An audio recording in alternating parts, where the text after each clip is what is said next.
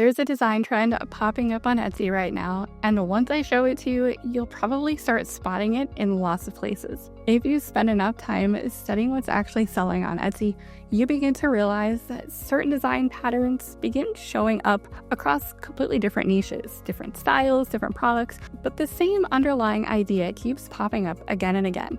And the sellers who spot those patterns are usually the ones who end up winning, because the people who succeed on Etsy aren't necessarily the best graphic designers. They're the ones who become students of the marketplace. They pay attention long enough to notice the clues buyers are already giving them, and right now, this trend is doing exactly that by producing bestsellers and popular now listings that we can learn from. So in this video, I'm going to break down the trend and highlight different ways that it's working. And I'll show you a specific version of it that I'm seeing that's incredibly easy to adapt for your own niches and products. We'll walk through a design strategy together, and I'll even provide you with a template so that you can use it as a starting place to create your own version.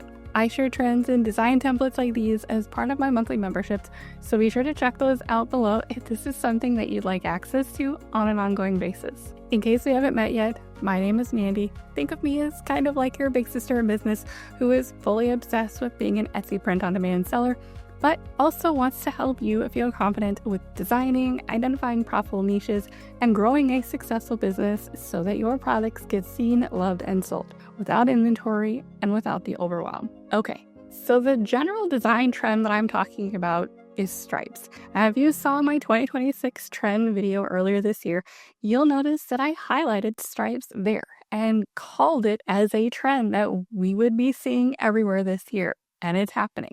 And if you don't believe me that stripes are going to be the it girl of 2026, the current spring and summer edits on top trend websites like Free People and Anthropology are both currently showcasing all things stripes. Now, obviously, stripes as a design choice has been around forever.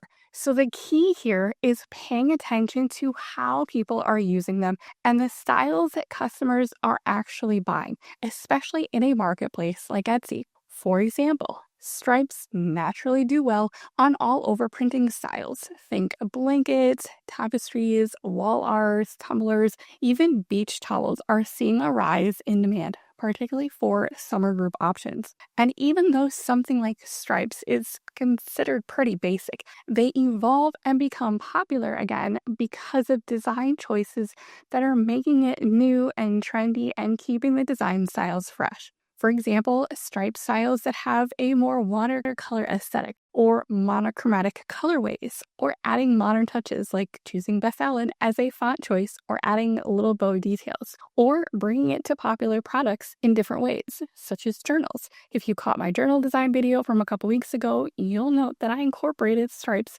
as an intentional design choice to show you exactly how to do it. But the new trend that I'm starting to see pop up everywhere is with apparel, with what I'm calling floating stripes, because they're not at all over print per se, they're just kind of floating in the background. And this is what we'll design together in a little bit. Now, before we start designing though, the key to using a style like this is to look at the patterns that we're seeing associated with it. This just means that we're looking at what are the common elements that are making these designs work, even if they have nothing to do with our niche or the product we want to use, because this will help us start to piece together our actual design. So for this, we can describe design elements such as transparent stripes layered in the background. They're not fully covering the product, they're just another element of the design. We see a lot of handwritten style text in the foreground, often in some bold format, almost like a thick marker, but could also work with trendy fonts like our favorite Bethellen. We'll want to think about individual elements to add, such as trends like bows and or niche-related elements related to the customer that we're going to create for, so that there is a deeper connection. And if we wanted to, we could include an additional line of secondary text in a different complementary font. Once we have the elements we want to include, we take it into our design process. So now, let's hop into Kittle. For this design, I'm going to do it with a pickleball theme, but it's actually going to be for more of the bachelorette or bridal shower or wedding shower type of niche because we've seen the trend concept of last swing before the ring do well in golf and tennis. And so this is just kind of a variation of that. So what I wanted to do, in addition to the design elements that we looked at before with our concept, I brought in a couple images from the pickleball niche specifically, not necessarily for the design themselves because I want to create something new and different, but I wanted to be able to pull in some of the colors that I'm seeing consistently do well for this niche so that I can tie it in and make that connection. So you can see I have a couple images here, and then I just brought those colors into just kind of a little mini color palette that I can use as I am designing. And sometimes I find this helpful just to have them kind of in front of me as I'm working. So the first thing that I'm going to do is bring in stripes and start placing some of those elements that we talked about. So first, I've got my stripes that I brought in. Now, I got these from, I want to say, Creative Fabrica, and they're originally a PNG. SVs also work well because they're already vectorized, but if they are not, you can do like I did here, which is I did a quick vectorizing so that now I can change the color. So for this, I'm going to grab, let's start with this lighter pink and see where that goes. And then I'm going to add in some text and just create a couple little placeholders for this. And then I want to have, again, kind of that bold markerish style that looks somewhat handwritten. So there's one in here that I like called LT Makeup. And so I'm going to use that one. And again, we'll kind of play around with placement as we go. But for now, I want to get both of these swapped over just so I can kind of see how it looks as we build.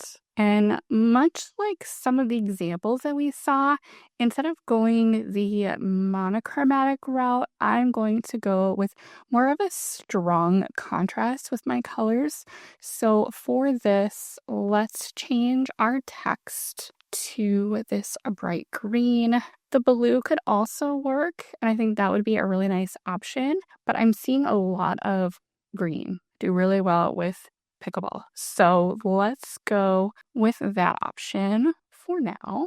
And then in the middle, I've got my pickleball element to bring in that image. And then I want to search for a bow that we can use. And this one should fit in the corner nicely. So let's do that. And I'm going to flip it just so that it fits against the text a little bit better. I'll add that in the corner. We can fine tune our placements a little bit as we go. I want to add a placeholder in here for a date. So let's just use 2026 for now. And to make the spacing look even, I'm just going to place it on each side.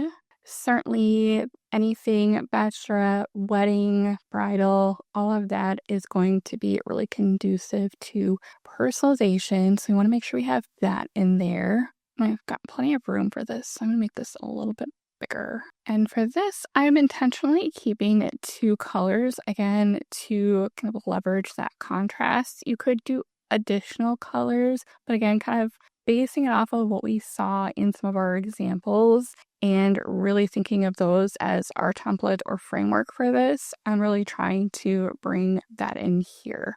And so then the last piece that I'm going to add is just some contrasting text at the bottom with a placeholder for, again, kind of what the event will be, or the name or whatever someone might want down here. And again, typically when I'm seeing these types of designs, we're seeing kind of something along these lines with this format and structure. So because I want that contrast down there and because we've seen it do well so many times, again, it's a proven framework, I am going to bring in our favorites, Beth Ellen font, because again, we know this does well. It's one of those things where you see it in a lot and it's like, oh, it's over a dot. I want to pick something different. But the thing is, though, it works. People are very much attracted to this. I have customers that ask for this font by name. People know what it is, kind of like people start to know what Comfort Colors is. Not everyone will, not every circle will, but again, it's one of those things where it's becoming so well known that people like it and are very drawn to it for a design aesthetic. Now, will it be around forever? Who knows? Trends come and go, but Bethel has been hanging around for a while now, and I think we will continue seeing that. So let's add one little final touch here, and that is, I think, a really good starting place. So again, you see that from our design template, from our formula that we kind of built through the process of looking at what's working and piecing it together from a variety of different listings and a variety of different styles and variations of this design. We brought in that large kind of marker style font. We brought in niche related elements. So again, we're creating that connection for what someone is specifically looking for.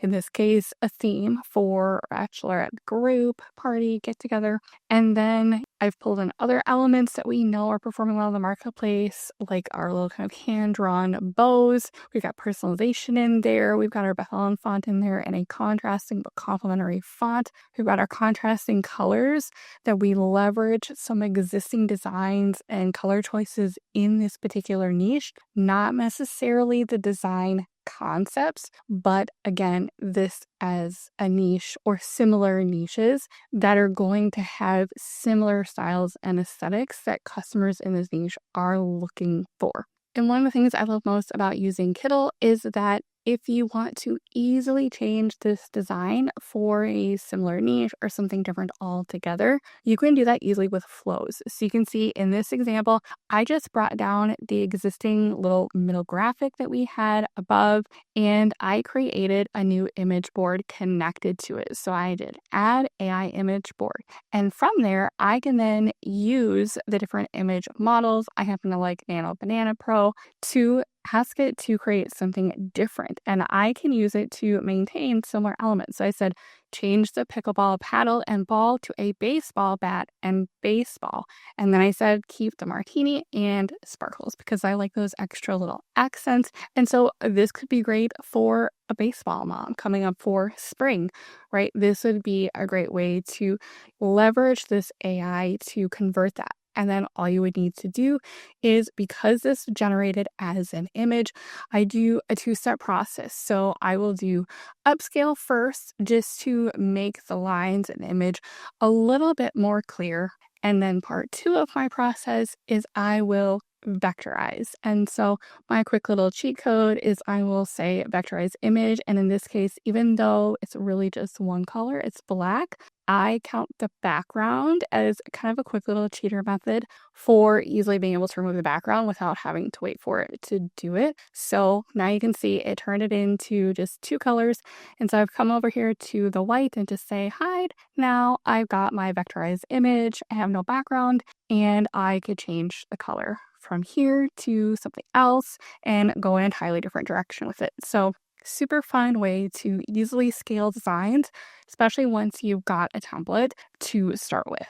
All right, so that is one example of how you can take this trend and adapt it into a design pretty quickly. And the important thing to remember here is that trends like this aren't about copying what someone else is doing. They're about recognizing the patterns that are already working in the marketplace and then adapting them for your own niches, your own audiences, and your own product ideas. If you want to experiment with this exact design style, I've included a link to the template I used in this video down in the description so that you can jump in and start playing around with it in your own niches and own design styles, along with a coupon code to try out Kittl. If you enjoy this kind of breakdown where we look at what's trending in the marketplace and turn it into practical designs you can actually use in your shop, that's exactly the kind of things I share inside my memberships. Inside Pod Essentials, members get access to my monthly design templates and trend reports to help spark ideas and make the design process a lot faster. And inside Simply Thrive, my full membership, those trend reports are included along with my full course library, live calls each month, and a really supportive community of Etsy sellers who are all working on growing their shops together with a little extra support. And remember, sometimes the best design ideas don't come from trying to reinvent the wheel. They come from paying attention to the clues buyers are already giving you and then taking action. I hope this was helpful for you as you continue growing your Etsy shop. Make sure you're subscribed if you'd like to keep learning how to turn trends into designs that actually make sense for your niche. I've got more videos coming where we break down other patterns and ideas you can test in your own shop. And as always, stay focused, my friends, keep taking action, and never stop pursuing excellence in your business. Thanks for watching. I'm so glad you're here, and I'll see you in the next one.